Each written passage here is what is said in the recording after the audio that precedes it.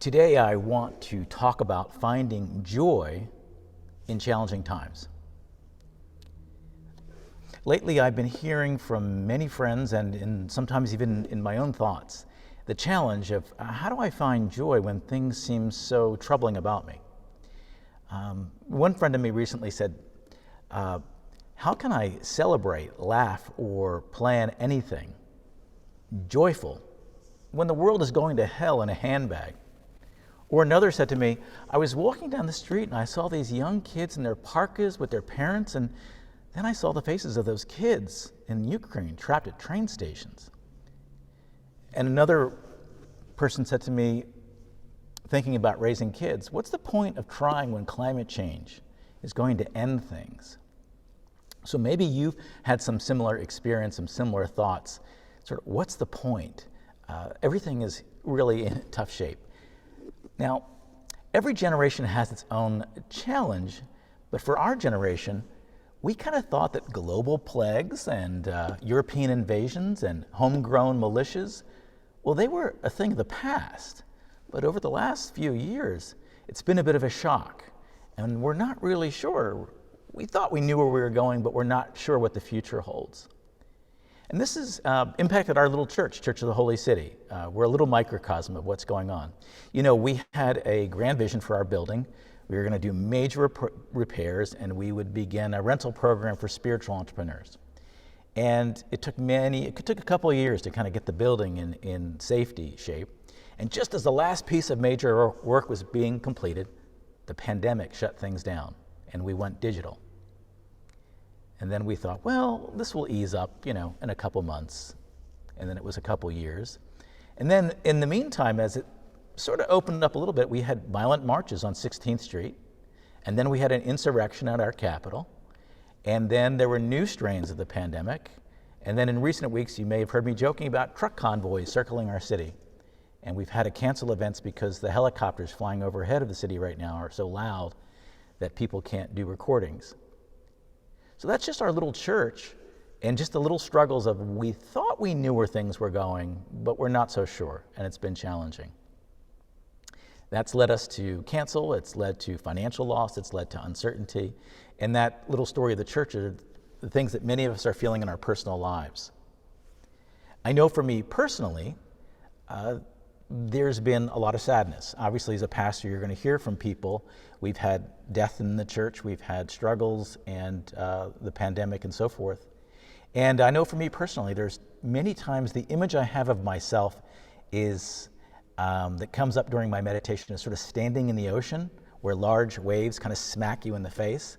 And you feel like, you get knocked over and you get up and boom, the next wave hits you. And that's not a particularly positive metaphor, but each week, I have to do new sermons, I have to have new ideas, I have to do new things, and I have to decide what I'm not going to do, what I'm going to do, and then just try to be there for people. So I know in my own life, I'm experiencing it, and I'm guessing all of you have had similar stories, that you've got what I call that nagging voice in our culture, and in the midst of it, it says something very unhealthy. It says, you can't be happy until everyone is happy. You cannot laugh because others are suffering. You cannot take care of yourself. That's lazy. You cannot celebrate until everyone celebrates.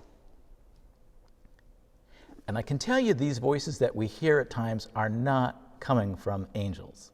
These voices come from the hells. These dark voices seek to separate us from any sense of joy because they know something very powerful. Joy is the fuel for our work.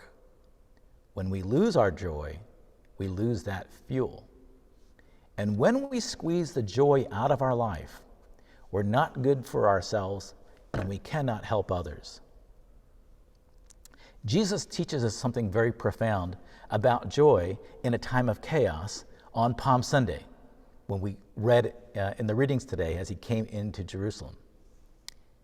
His teachings and his healings had captured the people's imagination.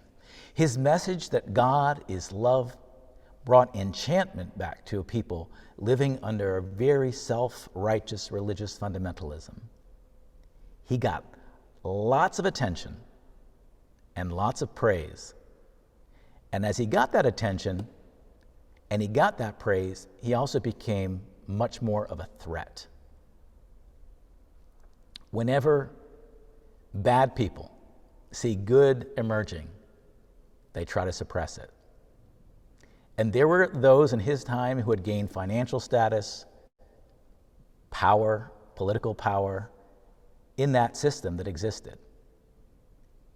The religious system was selling forgiveness at the temple, and they were cutting deals with the ruling Romans. And besides all that, when someone like this, who preaches the gospel of love and compassion and is popular, it makes bad people jealous. So it was a very dangerous environment that Jesus makes his way to Jerusalem, the center of power, the center of attention for celebration. And some interesting things happened as he was getting ready to go. You might remember the story a week earlier where a female disciple washes Jesus' feet with expensive perfume. Judas, the treasurer, says, "Why are you wasting money on frivolous things? It could be used for the poor." And Jesus knows his motivation and says, "The poor will always be with you, but I won't." He says, "Let's celebrate." Then his disciple Peter says to him, "Don't go to Jerusalem, it's not safe." And Jesus responds famously, but maybe strangely, he says, "Get behind me, Satan."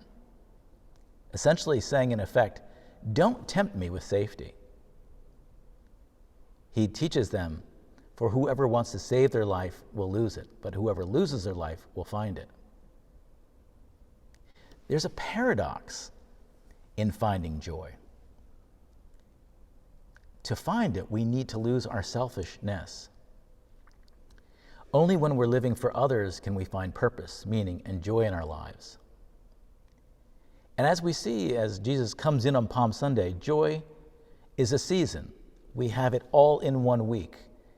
There are times to celebrate with friends, like Palm Sunday. There's times to have teachings, like Holy Thursday. And there's times that we die and suffer, like Good Friday. And there's times that we celebrate resurrection, like Easter.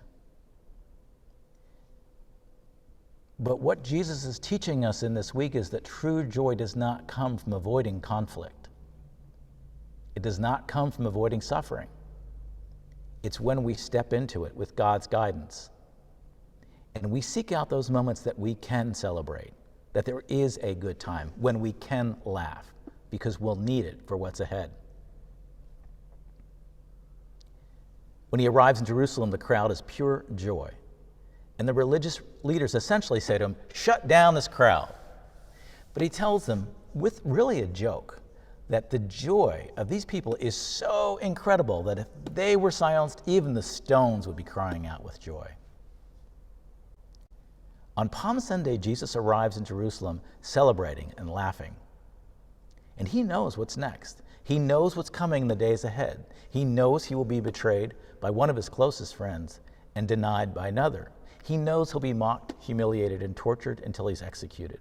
So what does he do on Palm Sunday? He celebrates. He experiences joy with the crowd. And that's an important lesson for us.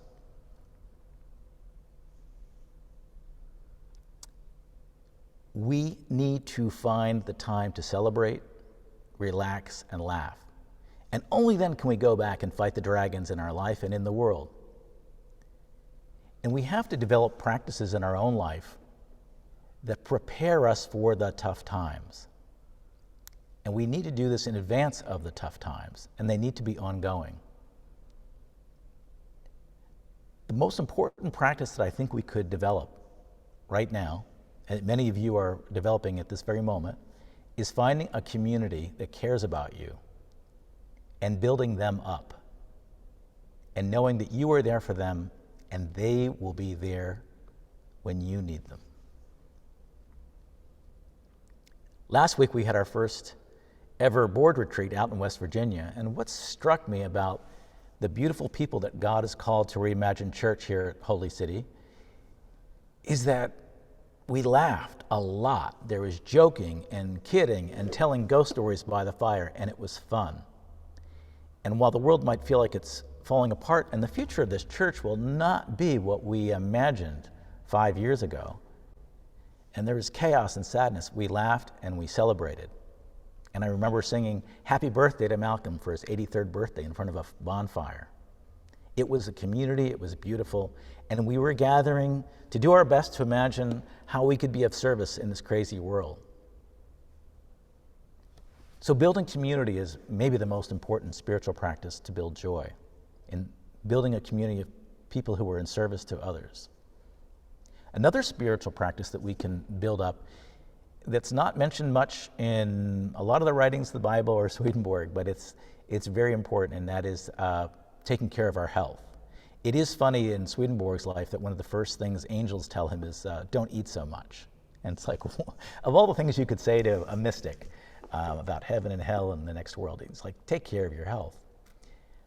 For me, that meant this last year, I gained a lot of weight during the pandemic shutdown. I ate a lot of comfort food. I didn't go to the gym at all. And I hired a trainer last year, and that helped me a lot getting back in shape. And I really believe that getting in physical health is a spiritual practice that brings us joy and prepares us for the challenges ahead. I've come to think of that image of me standing against the wave as it hits me, and I'm now thinking maybe I can roll with it a little bit, maybe float on it. A third practice is to gain clarity on your mission and purpose. You're being useful to others. What are you doing that's important with your time here on earth? And what can you let go? In a troubled world, there's so many challenges, and they're great. But loving what you do in service to others can make a huge difference. And a final practice is learn from other people who are figuring it out. When Katarina saw my sermon title this week, she said, you've got to listen to a podcast with Brene Brown and Karen Walrond.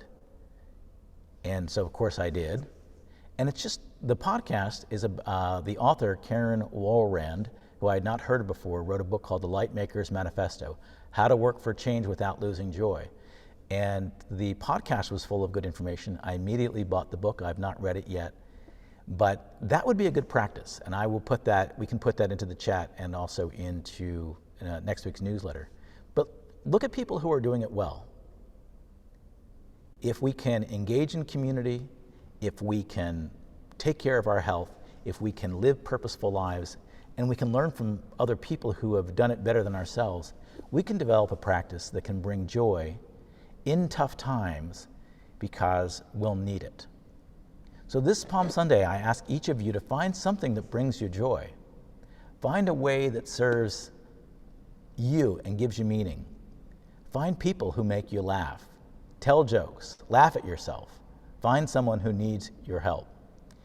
On that retreat that I talked about, there's one really funny photograph. It's very embarrassing, but very funny, I think. And at one point, Tony Roth, our treasurer, is explaining that because he's so slim, he needs to wear a woman's ski parka. And so he has his hands on his hips, and I said, and I'm pretending like I don't understand, and I'm saying, well, are you saying you've got such a big chest that you have to wear a ski parka? And my hands are like this, and Tony's hands are like that, and there's a photograph of it on the Facebook and in the newsletter, and it's Katarina laughing in the background and Malcolm looking at us like, what? And that's what we need. We need silly jokes and laughs and times to really celebrate that, because we're going to need it for what's ahead.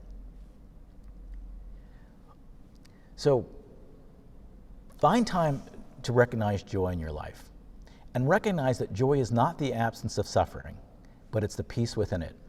Joy is not avoiding conflict, it's marching into it. Joy is not waiting for the right time, it's celebrating today. Joy comes not by solving it alone, but celebrating and building community. So take time this Holy Week, in the midst of this crazy world, remember Palm Sunday, remember the joy of Palm Sunday, and celebrate and find some joy. Amen.